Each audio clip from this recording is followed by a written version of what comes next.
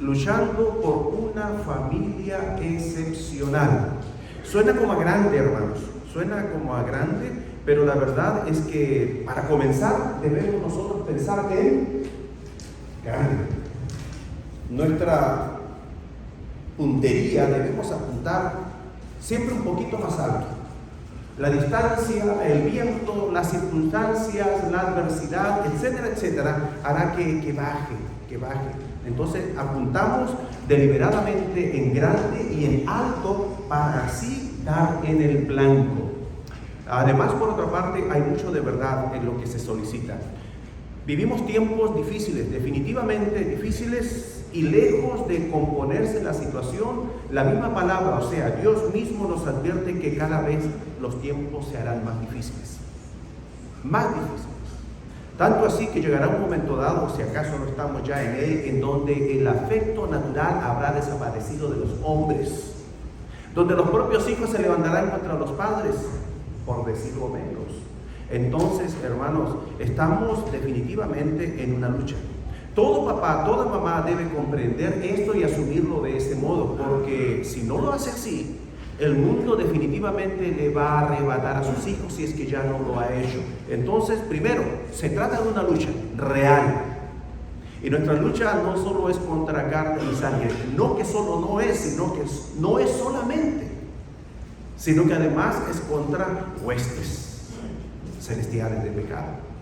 Entonces, eso quiere decir que tenemos que tomarnos, en primer lugar, esto como una lucha muy en serio.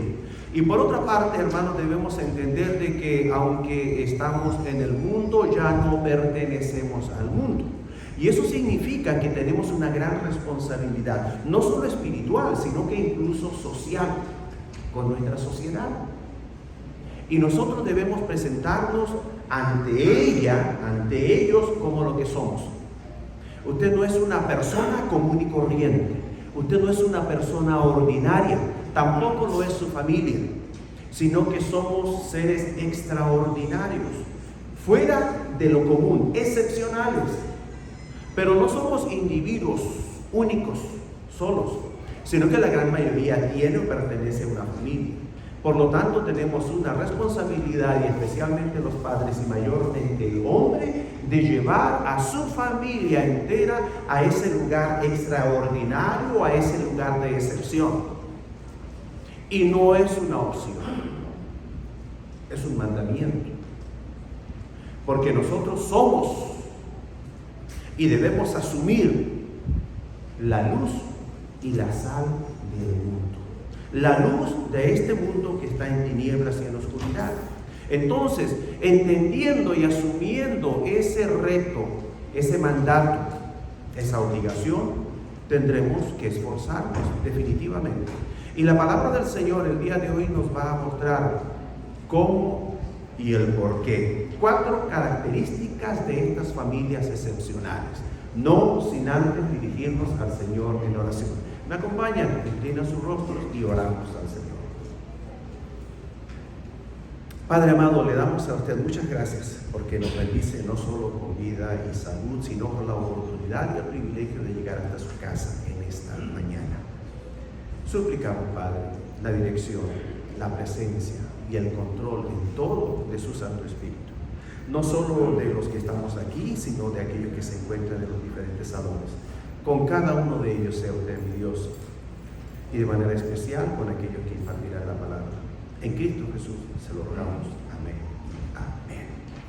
Muy bien, entonces ustedes tienen sus hojitas, tienen sus plumas o lápices y hacen apuntes. La palabra que a mí me sirve como un gran llamado de atención, y quiero que usted también lo pueda considerar, Nehemías, el capítulo 4, versículo 14. Si yo no lo menciono, no habrá necesidad de ello. La cita bíblica y la versión respectiva se encuentran en este lugar, y también en sus hojitas. La cita dice: peleen por sus hermanos, por sus hijos e hijas, y por sus esposas y sus hogares. Cualquiera sea la posición o el lugar que usted ocupe en su familia, no piense en esta responsabilidad de, esta responsabilidad de. Usted asuma la suya propia como integrante de una familia. ¿Y de qué se trata? De pelear, definitivamente. Estamos en un mundo y en circunstancias en donde nos los roban cada vez más y más. No solo los hijos, sino los cónyuges. Y no tengo yo que hacer memoria o recordarle, pero es muy probable que usted haya experimentado ya los ataques del enemigo en uno u otro sentido. Por lo tanto, no cabe la menor duda, hay que luchar. No es un juego, es prácticamente cuestión de vida o de muerte. Para tal efecto vamos a ver 4 características de las familias excepcionales y mucho más. Usted ya lo puede ver por adelantado en sus hojitas. Lo primero de todo es que las familias excepcionales, extraordinarias, fuera de lo común, como la suya y la mía, porque es una familia del reino, es una familia que está llamada a brillar. ¿Sabe qué es? Divertida. Divertida. Y no me mire con esa cara. A lo mejor algunos de ustedes se parecen al viejo Daniel. No, es que yo soy muy serio. Es que para que me respeten, dejémonos de cosas. Cuando usted comprende de que las familias excepcionales, aquellas a las que estamos llamados a ser usted y yo, la suya y la mía, son familias divertidas que se divierten. No se andan riendo, también lo hacen, pero no esencialmente de soncerías. Vamos a ver qué es lo que nos dice la palabra del Señor. Salomón dice: sugiero que se diviertan. Quizás uno de los primeros argumentos y más antiguos argumentos que se escriben en contra de nuestra vida cristiana, del cristianismo, que nos acusan de religiosos, es que son tan aburridos. No, no somos aburridos. Y Calvario mucho menos. Y su familia, su casa, para que sea de excepción, para que sea extraordinaria como una verdadera familia del reino, tiene que ser divertida. Eso quiere decir que la pasa bien, que en todo momento y prácticamente por no motivo, lo que hay en su rostro es una gran sonrisa. ¿Hay problemas? Claro que los hay. ¿Hay dificultades? Claro que los hay. ¿Se enferma alguien alguna vez? Y a veces toda la casa, toda la familia. Pero eso no es motivo para llorar, a menos que exista una pérdida. La felicidad y el gozo que experimentamos los cristianos debe ser tal que se pueda traslucir o dejar entrever en todas las áreas de nuestra vida. Pero dice el dicho que la caridad comienza ¿dónde? En casa. Porque puede haber alguno pero bien simpático en la escuela, pero muy simpático o dicharachero en el trabajo, por ejemplo, pero en casa mucha demasiada seriedad. Hermanos, las familias del reino son familias divertidas, porque son familias felices, porque son familias gozosas, porque están bendecidas, porque tienen mucho por qué agradecer a nuestro Dios, y es inevitable. Lo que apunta en el corazón sale por la boca, por los labios. ¿Qué es el rictus? ¿Qué es la mueca? ¿Qué es lo primero que se ve en su rostro cuando le miran de lejos? Cuando usted comprende la importancia de eso, usted va a decir: yo no puedo andar poniéndome serio o grave, y mucho menos enojarme por cualquier cosa.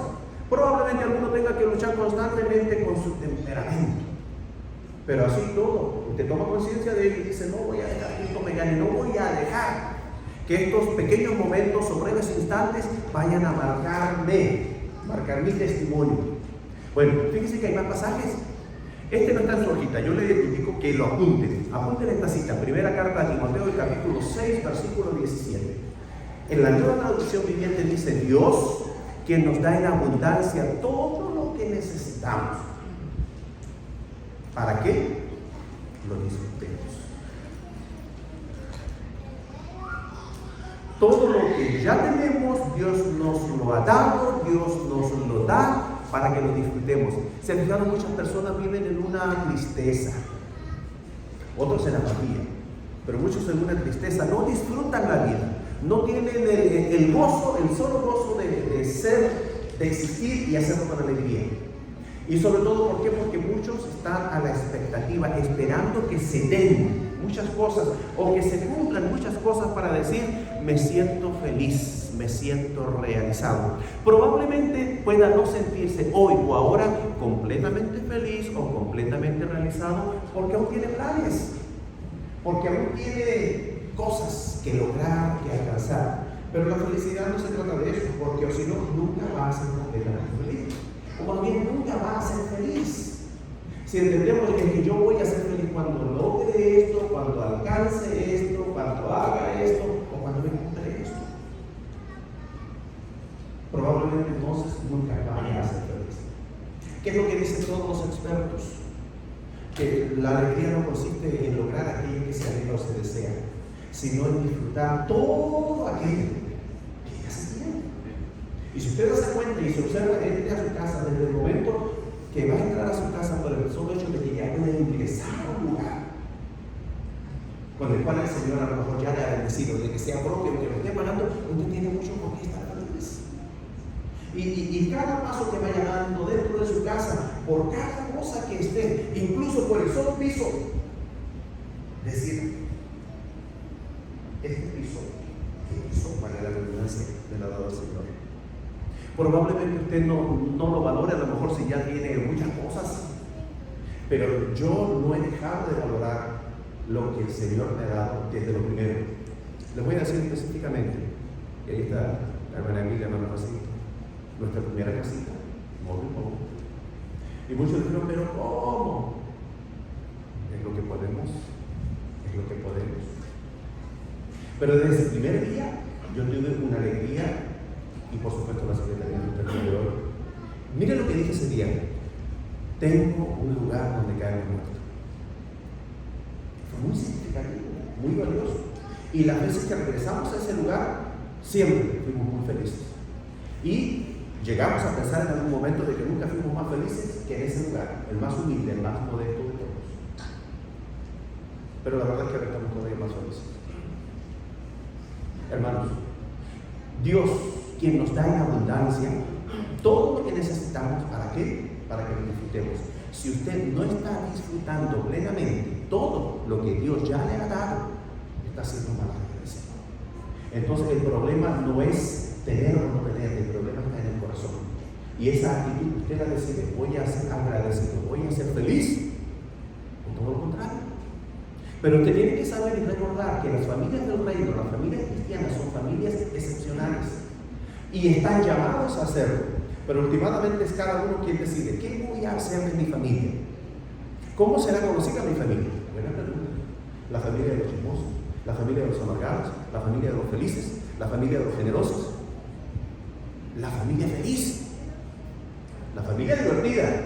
Amén, dice el hermano Ronzo. Eclesiastés 11:8, la primera parte del versículo dice, y todo esto es la sabiduría de Salomón, la sabiduría de Dios a través de Salomón para nosotros. Hay que disfrutar cada día mientras estamos vivos, sin importar cuánto va a durar nuestra existencia. Hay que disfrutar cada día, pero ¿cómo? Si cada día pasan tantas cosas, sí pasan tantas cosas.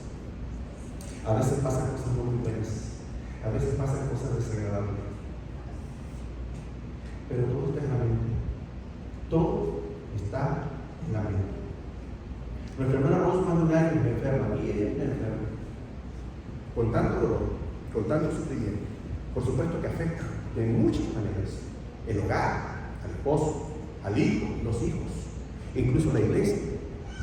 Pero ahí está, en medio de todo eso. Y en todo momento hemos sabido de que Dios tiene un propósito, absolutamente en todo. Y sabemos que mientras mayor es la prueba, más grande es el propósito del Señor. Y si soportamos con interés a la prueba, aún más grande todavía va a ser ¿qué cosa? La bendición. Entonces es una cuestión de decisión. Algunos no lo entendieron, pero incluso cuando se contagió de COVID, ese día celebramos. Y así celebramos siempre, todos los eventos. ¿Por qué celebramos? Porque Dios lo permitió. Y Dios tiene un propósito. Y a los que a Dios aman, todas las cosas les ayudan a bien. Después vimos que no estaba poniéndose tan mal. Bueno, vimos la mano del Señor. Y luego se contagia a Danielito. Pues vamos a celebrar. ¿Por qué? Porque Dios tiene un propósito en todo. Y Él nos prueba. Y Él quiere ver, bueno, qué pasa con nuestra fe. Y teníamos un viaje misionero. Y ahora la hermana ya no iba, Danielito ya no iba. Yo dije, Señor, si tú no quieres que vaya, me voy a contagiar. Pero si usted quiere que vaya, no me voy a contagiar. Así que la primera semana que se con mi esposa, pues ya había dormido yo con el COVID. Y que salga de rico contagiado, pero yo ya me había escapado al otro cuarto con Danielito para no contagiarlo y se contagió él. Yo estaba ahí otra vez durmiendo con el COVID. Hermanos, él estaba contagiado el domingo, fue el día domingo, saliendo de aquí. Llegué a la casa y me dice mi esposa, ¿y qué si el Señor ya lo sanó? Lleva 2 días. ¿Y el Señor no puede? Claro. Bueno, enciende la cámara y lo vamos a poner en video. Hicimos oración, le tomamos la prueba y ya salió libre. Solo 2 días. El que Dios es todopoderoso. Y a veces lo olvidamos. ¿Y qué quiere decir esto? Que Dios es todopoderoso. Y que cuando Él nos promete una cosa, sabe que Él va a cumplir. Y Él nos dice que aún en medio de la tempestad podemos nosotros tener la paz. Y aún el gozo de que arribaremos a puerto seguro. Nosotros debemos entonces contentarnos y alegrarnos con las solas promesas del Señor, porque Él no es hombre, ni para equivocarse, ni para incumplir. Entonces, si usted o le cree al mundo, o le cree al viento, o le creemos a Dios. Cuando nosotros tomamos la decisión de creerle a Dios, es que podemos estar contentos, felices, gozosos, aún en medio de la tribulación. Hay que disfrutar cada día, hermanos. Y dice, mientras estemos vivos. Es importante. Miren lo que dice aquí. Disfruta la vida. Y esto es para los esposos. Disfrútenla, gócenla con la esposa que amas. Todos los días de tu corta existencia que Dios te permite vivir. Hay que disfrutar la vida. Miren lo que nos está diciendo todo esto.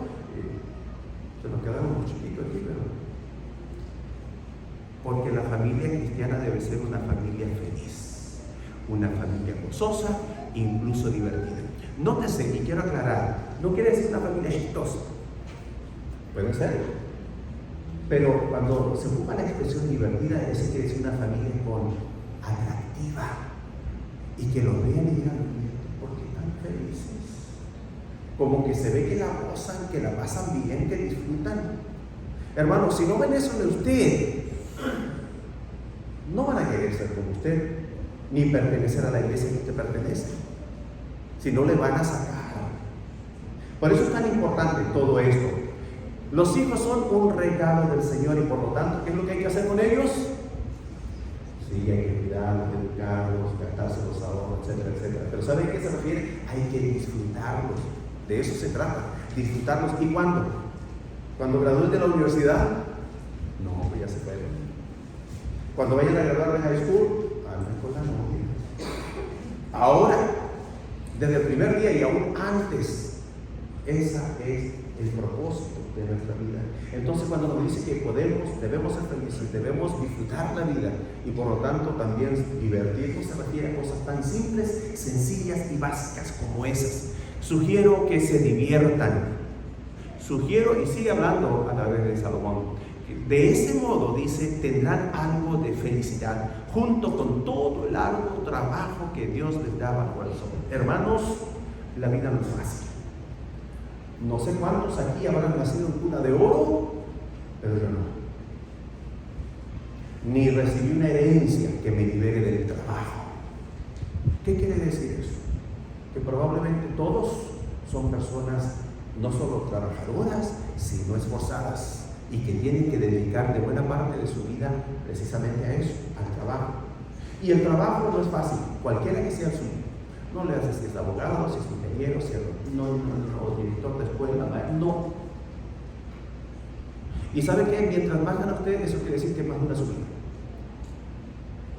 Nunca he envidiado a los que ganan mucho, porque no, ahí, hasta aquí estoy bien. Porque a nadie le regalan el dinero. Eso quiere decir que si más gana, más tiene que trabajar, esforzarse. Y porque la vida es así, sugiero que se diviertan. Porque una vida así, sin diversión, qué aburrida, patética, y se deja ver. Entonces, aún en medio de todo el quehacer, de todo el compromiso, de todas las responsabilidades, hay que hacerse el tiempo y sacar fuerzas o energías precisamente para divertirse. ¿Qué estamos viendo, hermanos? ¿Qué estamos viendo? Características de las familias excepcionales, y la suya tiene que ser una de ellas. Por lo tanto, considere esto. Segundo, las familias excepcionales fomentan el crecimiento de una forma literal y de una forma intencional. El crecimiento siempre me ha llamado poderosamente, y aquí vamos a ver solo un versículo, como nuestro Señor Jesucristo, y sobre esto lo hemos explayado en los días miércoles sobre todo, dice que Jesús crecía en sabiduría y en estatura y en el favor de Dios y de toda la gente. Y Jesús crecía y crecía. Crecía en sabiduría, en estatura, en gracia para con Dios y en gracia para con los hombres, hermanos. Crecimiento. Y los miembros de una familia excepcional se estimulan, se fomentan mutuamente al crecimiento. La pregunta es, ¿está creciendo usted? ¿Está creciendo su cónyuge? ¿Están creciendo sus hijos? ¿Pero qué tanto puedo yo hacer? Yo daba testimonio, no recuerdo en qué instancia fue, pero una cosa, y lo más importante para nuestro crecimiento que dio mi papá, él era pastor, porque ya que con el Señor ya no lo es, y en Chile, en medio de la peor situación económica que atravesó el país después del golpe militar del año 1973, una pobreza generalizada, necesidades como en Cuba solamente tengo yo conocimiento de ello, pero en medio de todo eso, ¿sabe qué? Nos sentábamos a la mesa con casi nada que había para comer y comenzábamos a hacer ladrillos. Era nuestra expresión familiar para soñar. Y todos comenzábamos a soñar y a compartir nuestros sueños. Y la expresión viene de que mi abuelo, su papá, que también era pastor, cuando decidió construir su casa no tenía nada. Tenía un terreno vacío y tuvo que él incluso hacer sus propios ladrillos con lodo, dándole la forma, cosiéndolos en lodo para hacer su casa.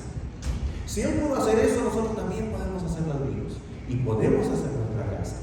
Y así él nos invitó y nos llevó a la práctica de soñar. Soñábamos. Y el sueño comienza primero como eso, como un sueño. Y uno comienza a soñar, yo quiero una casa así, voy a tener una casa esa, la quiero aquí. Y comienza con sueño. Después nosotros avanzamos en el sueño. Les voy a contar por qué usted sueñe. Si hay alguien que uno sueña, que sueñe y que trabaje con sus sueños. Después de eso nosotros decíamos, ¿saben qué? Nos vamos a ir a Estados Unidos. Algún día, de alguna forma. El Señor le buscó su forma para traernos. Pero entre tanto, allá no son pesos sino son dólares. Vamos a hacer dólares. Pescábamos todas las revistas y de la mejor calidad posible con colores de música. Sacábamos los ojos con mucho cuidado y los cortábamos a un tamaño de $1. Después ya empezaron a ver, dependiendo de la cantidad de papel, y asignamos valores de $1, $5, $10, $20. Y los botábamos. Traíamos un bolsillo cheque de dólares, no se imaginan ustedes. Y después hacíamos negocios.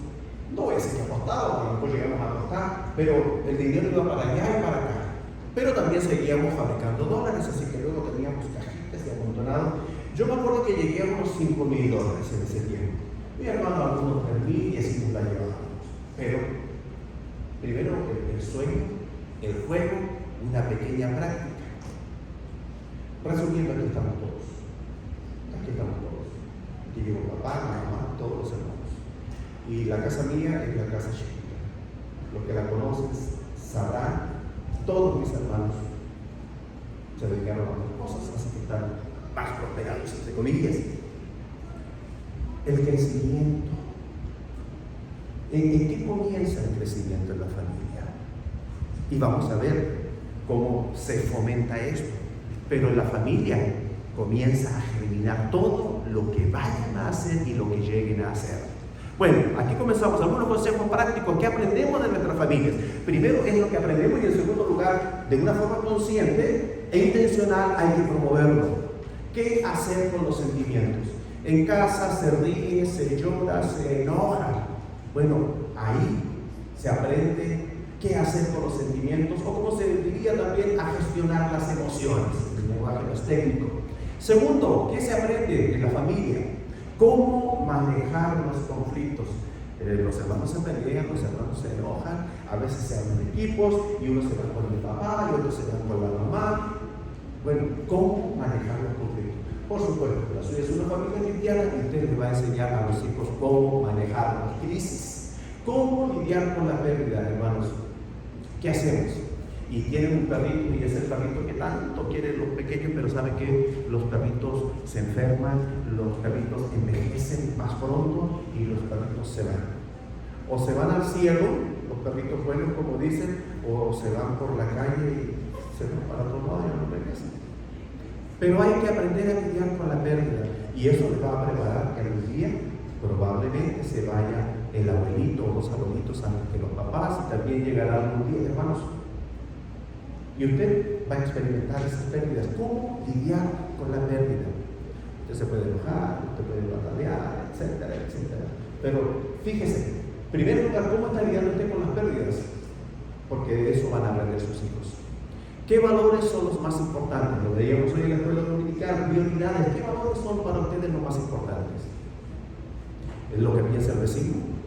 ¿Lo que piensa la familia de la esposa? Viceversa. ¿Lo que piensa el jefe? ¿O lo que piense el Señor? Es su opción.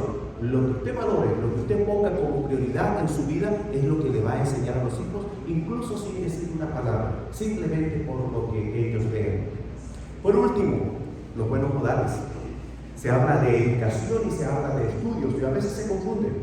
Pueden tener muchos estudios, incluso grados académicos, pero los buenos modales se aprenden en casa, en familia, y eso le hará a él o a ella, dependiendo, transformar que la niña sea una princesita o que el joven sea un verdadero príncipe. Pero para que este príncipe se transforme en rey, ¿qué necesita primero? ¿Haber sido educado? O una reina, dice la Biblia, y haber visto con el ejemplo de un rey. ¿Qué aprendemos de nuestras familias? Espero que hayan podido hacer sus apuntes. Entonces, por eso es tan importante, recuerden, estamos en lo segundo, las familias excepcionales fomentan el crecimiento. ¿En qué? ¿Cómo? También, el resultado de esto es lo siguiente. En Proverbios 24:16 dice, los justos podrán tropezar 7 veces, pero volverán a levantarse. La suma de todo lo que se aprenda en casa puede ser este buen ejemplo. Los justos podrán tropezar 7 veces, pero volverán a levantarse. ¿Cómo crecemos? Aquí vamos a ver 4 cosas. ¿Cómo crecemos? En primer lugar, mediante el ejemplo. Muchas veces algunos papás se dan por vencidos y dicen, pues ya que les voy a enseñar, ya que van a aprender. Miren, aunque el hijo o la hija ande todavía por ahí medio de rebelde, ¿sabe qué? El efecto o la influencia que tiene el ejemplo del papá y de la mamá en casa todavía sigue siendo muy valioso. Por lo tanto, mucho ojo. La palabra dice, y dado que yo, su Señor y Maestro, les he lavado los pies, ustedes deben lavarse los pies los unos o unos a otros. Les di mi ejemplo para que lo sigan. Hagan lo mismo que yo he hecho con ustedes. Entonces, mediante el ejemplo. Segundo lugar, ¿cómo crecemos? ¿Cómo aprendemos en casa? Mediante las conversaciones. Mucho ojo, mucho cuidado en las conversaciones que se tengan, porque los niños están poniendo atención. Y si algo o alguien a usted no le cae muy bien, no le simpatiza, eso se deja ver en las pláticas. Y los niños están como esponjitas absorbiendo todo.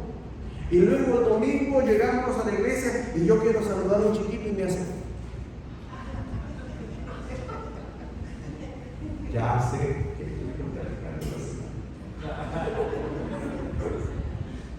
pero a veces llega uno y se me abraza así de abajo por la piel. Oigo que Gabito está viendo y no, sí me quiere. Me quiere el papá y la mamá y toda la familia. familia, porque en las conversaciones lo que menos le prestamos a veces atención es lo más importante, lo cotidiano, lo trivial incluso. Y la palabra lo dice claramente: recuerda siempre estos mandamientos que te doy hoy. Enséñaselos a tus hijos y háblales sobre ellos cuando estés en tu casa, cuando camines, cuando te acuestes y cuando te levantes. ¿Cuándo?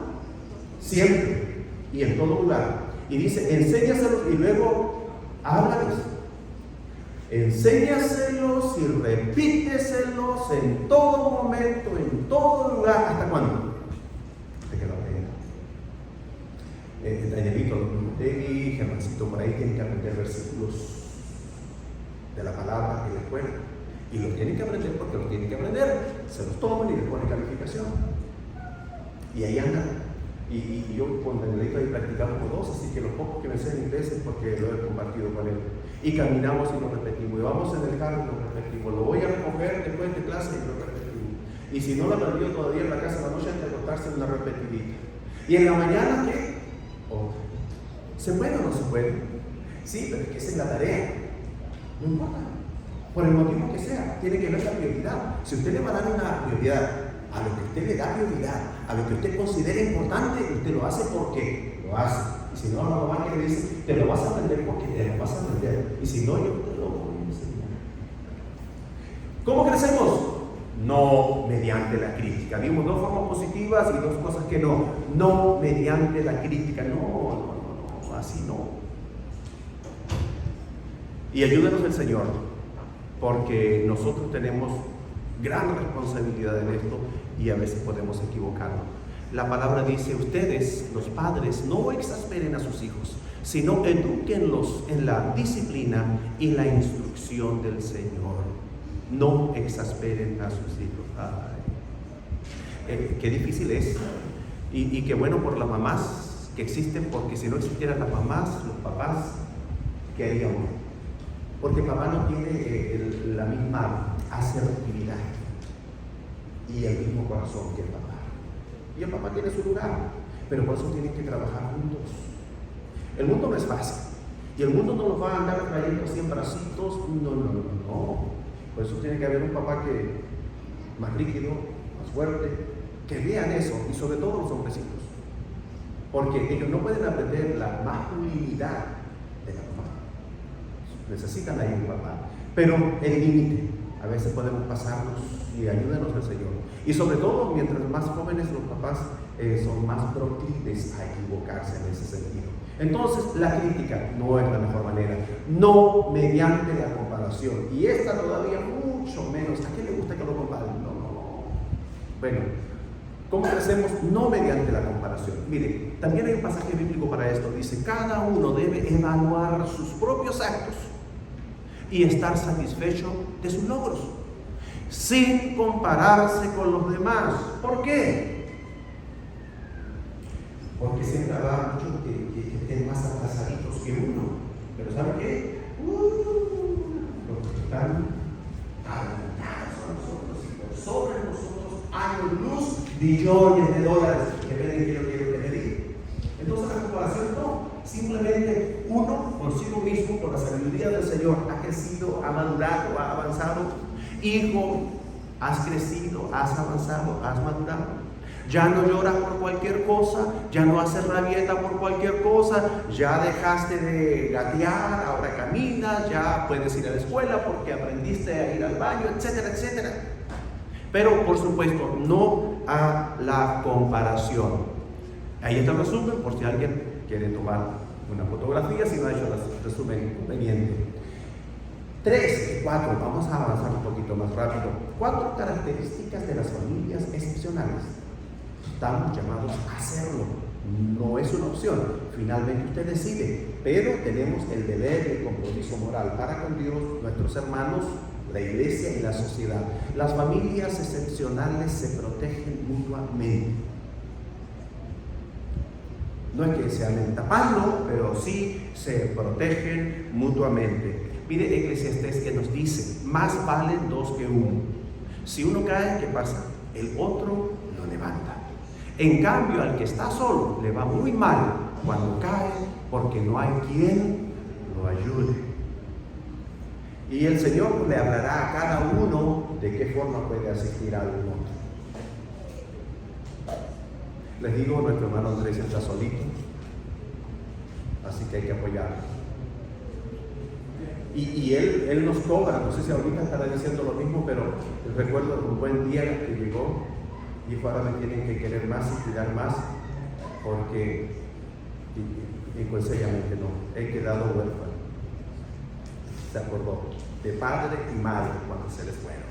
Hermanos, entonces se protegen, pero también se protegen, y yo no voy a mencionar 3 cosas básicas o esenciales. ¿De qué? En primer lugar, de los cambios. Lo que para nosotros, los adultos, los papás, ya crecidos, ya maduros, ya adultos, responsables, y quieran o no, tienen que asumir con todos los cambios. Cambios en el trabajo, cambio de casa, etcétera, etcétera, etcétera. Si para uno, para los adultos, es que esté consciente de ello, no todos los cambios afectan y aumentan el estrés y por lo tanto van a afectar finalmente incluso la salud. Pero un algo tan simple y sencillo para los que ya están sobre todo muy acostumbrados como nosotros, un cambio de casa. Es un evento, es algo importante. A los adultos, conscientes o no, les produce un efecto. ¿Se imaginan ustedes los niños? Las altas y bajas de la economía, las altas y bajas en cuanto al riesgo de enfermedades, etcétera, etcétera. Y a lo mejor los niños no entienden mucho y no preguntan mucho. Pero de hecho, hace poquito me volvió a preguntar Danielito y decía, ¿y qué pasó con la guerra de Rusia y de Ucrania? ¿Ya terminó? Y dije, ya terminó. Uno ya bien como quitado de la pena, ocupado en sus propios asuntos, que olvida tantos otros, pero los pequeños. Y ahí es donde tiene que estar papá, mamá y cónyuges para cuidarse, para protegerse. Yo, gracias al Señor, tengo una esposa que me cuida mucho y me protege también de eso. Las ideas dañinas, tipos de tormentas que necesitamos proteger a nuestros hijos. Las ideas dañinas, hermanos, ¿qué decir cómo están las cosas? Pensar que en un momento dado llegamos a satanizar y no volveremos a hacer, por decirlo de algún modo, Disney. Después de que era todo bonito, caímos en cuenta de que era malo, pero resulta que como siguen las cosas, resulta que ahora no era tan malo. Porque todo va peor y peor y peor y peor. Y estamos hablando solamente en el campo de las ideas que les meten a los niños. ¿Y quién tiene que estar alerta? Papá, mamá. Y a unos adultos mayores, cualquier cosa que uno se entera, y entre hermanos compartirnos qué es lo que está sucediendo. No vean esa película por este motivo, no vean esta película por este otro motivo. Y si quieren muy buenas películas, pregúntenle al hermano que ya hace mucho tiempo que no me recomienda ninguna.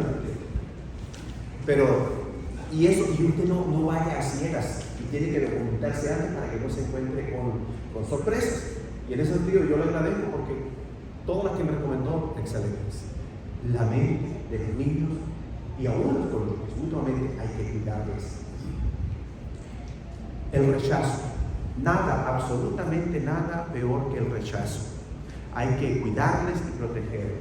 Hay cosas de las cuales no podemos protegerles, por ejemplo, si hay un rechazo en la escuela, si hay un rechazo en el trabajo, los cónyuges, pero ¿de qué forma podemos ayudar a que esos rechazos, entre comillas, se puedan aceptar menos? Que no exista el rechazo en casa. La casa debe ser una embajada del cielo. El hogar, el núcleo familiar.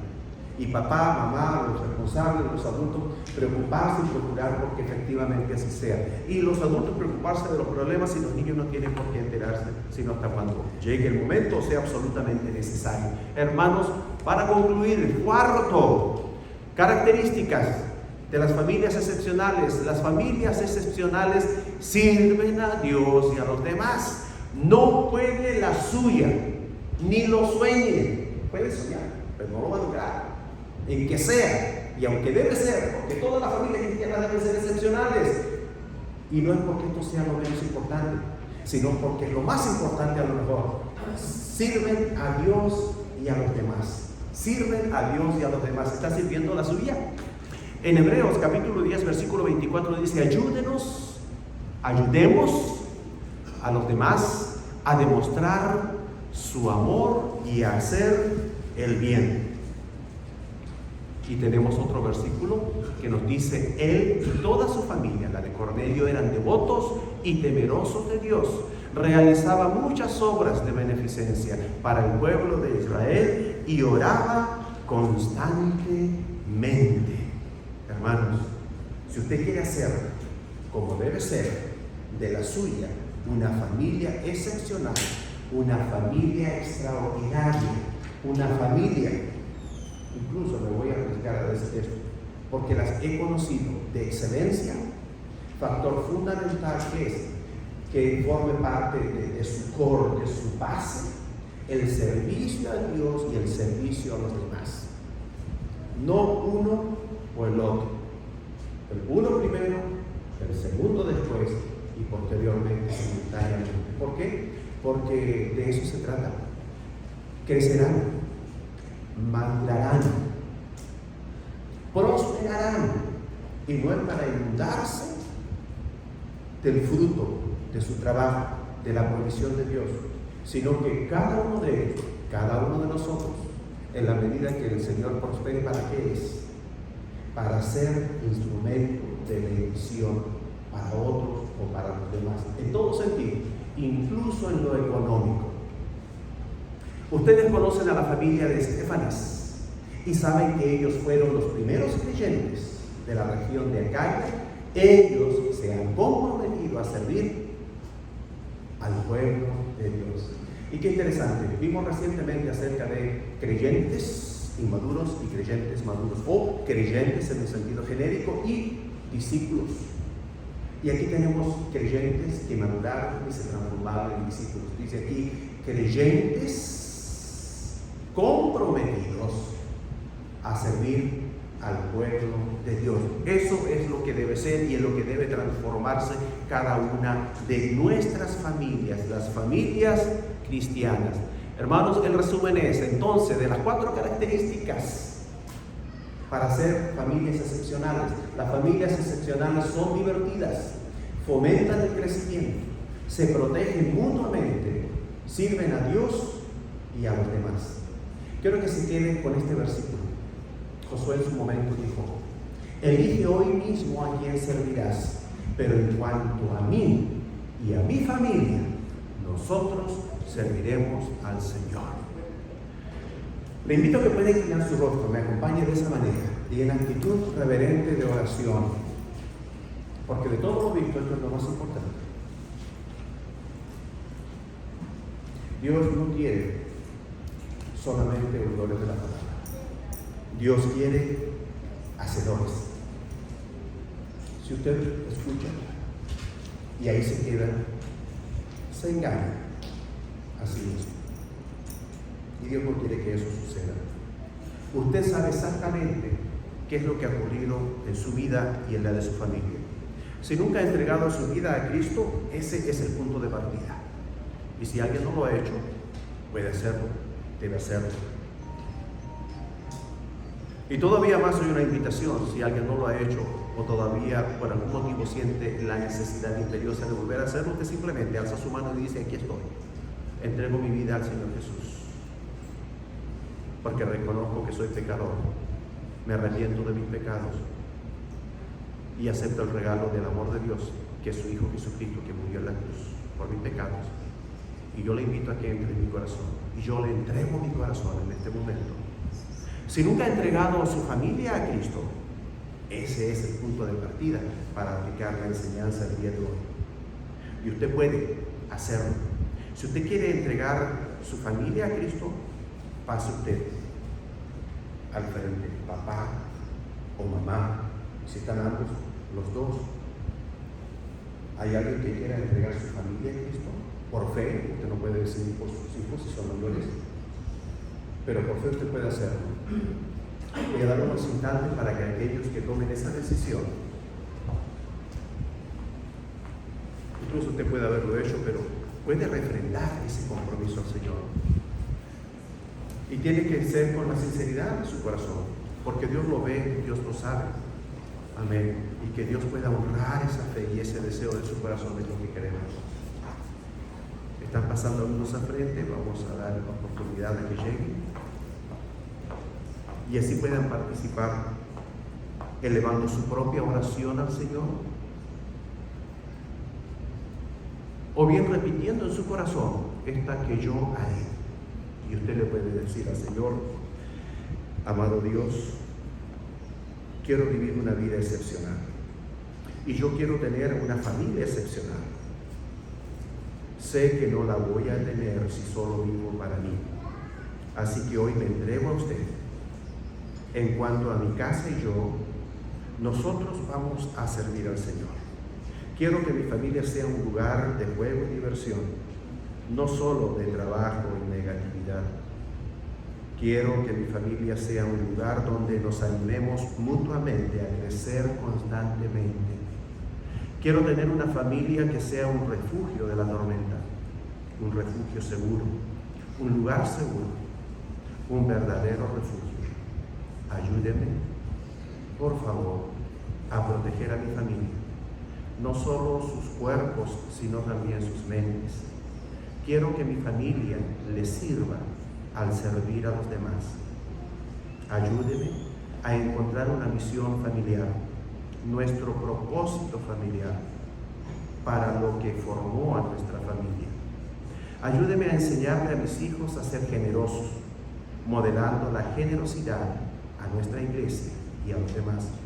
Ayúdeme a tener una visión bifocal para ocuparme no solo de mi familia, sino para enseñarles a mis hijos, mi esposa, mi esposo, que nos importa nuestro prójimo, que nos importa el mundo entero, y nosotros podamos ser modelo de dedicación, consagración, servicio, generosidad y oración. Padre, no puedo hacer esto por mi propia cuenta. Señor, así es. Así que por eso lo invito a entrar en mi vida y tomar el control completo de cada área de mi ser, y pueda usted darme el poder para hacer siempre lo correcto, lo mejor. Por todo esto, oro y pido en el nombre de nuestro Señor Jesucristo. Amén y amén.